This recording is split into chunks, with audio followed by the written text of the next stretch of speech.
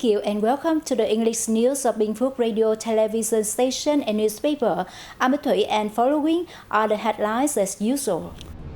Prime Minister chairs meeting on Southeastern regional development. Vietnam record positive economic growth in 7 months. Religious organizations join hands to protect the environment. Ethnic people celebrate festival to pray for bumper crops. And now are details.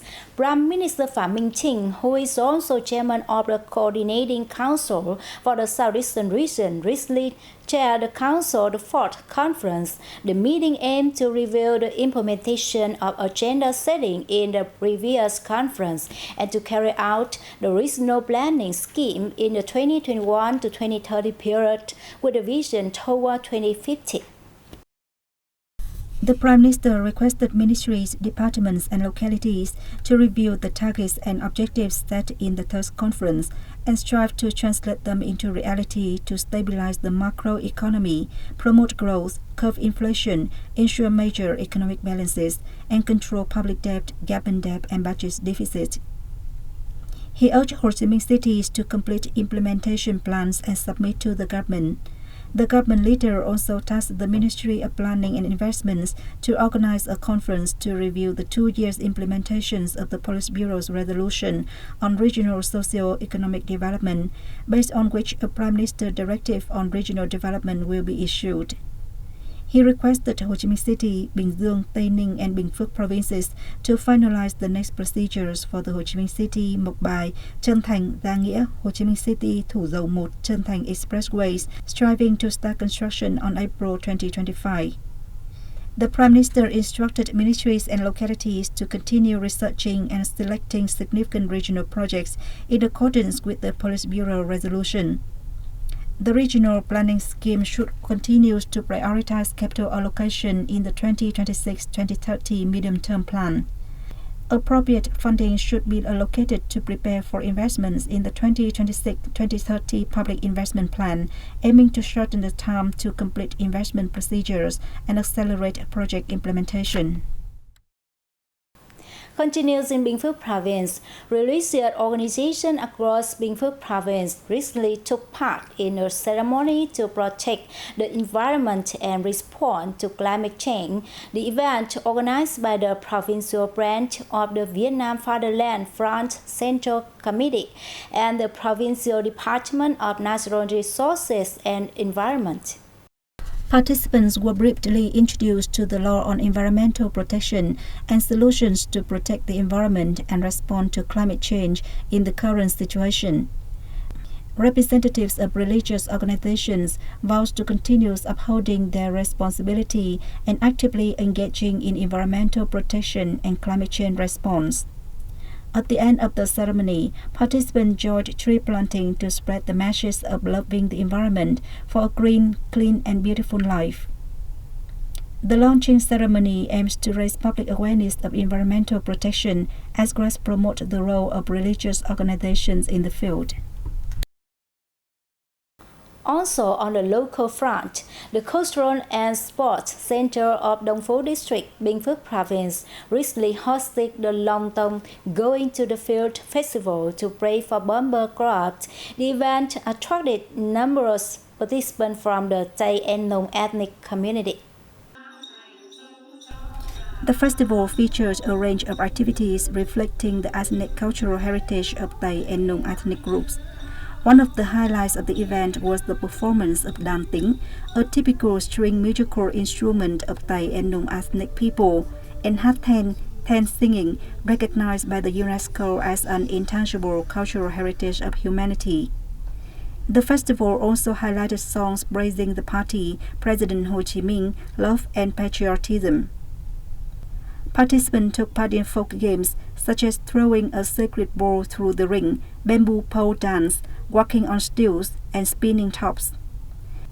The festival is linked to the Tây and Nùng tradition of worshipping the god of agriculture, symbolizing hopes for a bountiful harvest and wishing health, peace, and happiness for all families in the coming year.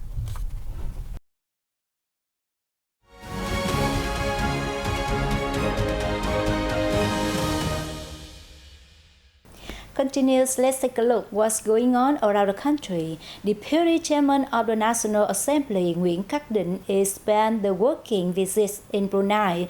Join us to see more in our report. National Assembly Vice Chairman Nguyen Kark Ding had meetings with Sultan of Brunei Haji Hassan al-Bolkiah and Speaker of the Legislative Council Abdul Rahman Taib in Bandar Seri Begawan on August 10th. Speaker Abdul Rahman Taib perceived that the two countries should continue bringing into play their roles and actively coordinating with other ASEAN members to help maintain the bloc's centrality and build a united and prosperous ASEAN community of sustainable development for the sake of people in the region. Regarding legislative cooperation, Vice Chairman Ding suggested strengthening cooperation between Vietnam's National Assembly Office and the Secretariat of Brunei's Legislative Council, especially in exchanging experience in research, giving advice, and organizing parliamentary activities. Despite numerous difficulties and challenges from complicated and unpredictable global development, over the first 7 months of this year, Vietnam's economy continued to record positive outcomes thanks to the effective implementation of the government's resolution to promote growth. In July, the government sped up the issuance of guiding documents for many newly adopted laws. The government also issued a dispatch clarifying major measures and solutions to boost growth, rein in inflation, and stabilize the macroeconomy in July and the third quarter of this year. According to a report by the General Statistics Office on the socio-economic situation in July and the first 7 months of 2024, the macroeconomic situation was kept stable, inflation was under control, and major balances ensured. Meanwhile, positive signs were seen in foreign trade revenue, which hit about $226.9 billion in the first 7 months, up 15.7% year-on-year. At the same time, disbursement of state budget capital in the January-July period was estimated to reach 40% of the whole year's plan, up 2.3% year-on-year. In 7 months, more than 1,800 new projects were licensed with a total registered capital of $10.76 billion, a rise of 11.6% in number and 35.6% in value over the same period last year. A special exhibition is underway at the Temple of Literature in Hanoi, offering visitors new insight into the intricate dragon motif found on 82 doctoral steles preserved at this historic site.